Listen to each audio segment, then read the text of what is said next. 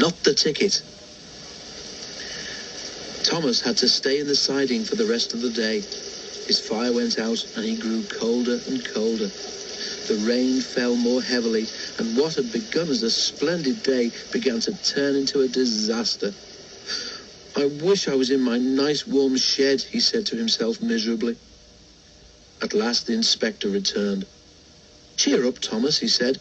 You'll be at the museum tomorrow, and they have promised to mend your front end in their workshop. Thank you, sir, said Thomas. But if I can't run on rails, how can I get there? It's all fixed, replied the inspector cheerfully. A lorry is coming for you in the morning. Thomas was horrified.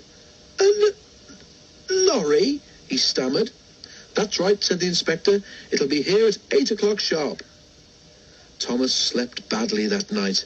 He kept wondering what Gordon, Henry, and James would say if they knew he had finished his journey on a lorry. He almost thought he could hear them laughing. Next morning, the driver and fireman came early. A diesel shunter came to push Thomas out of his siding and along towards the road, where they found the lorry waiting. A steel cable was fastened to his coupling.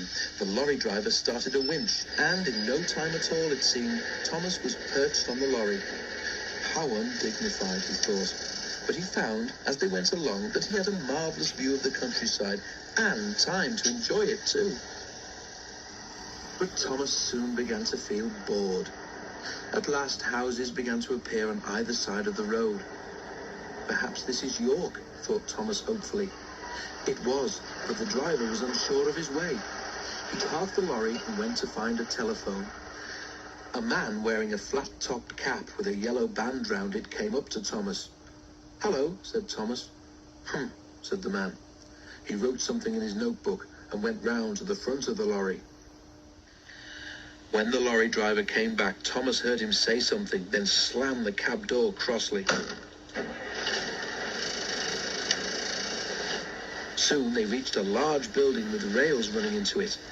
Thomas was unloaded and the lorry drove away. Thomas looked about him. He had arrived. When his driver and fireman came, Thomas told them about the man with the flat cap. They laughed loudly. How do you do it, Thomas? Spluttered the driver when he could speak. That will make the flat controller's day. Thomas booked for parking.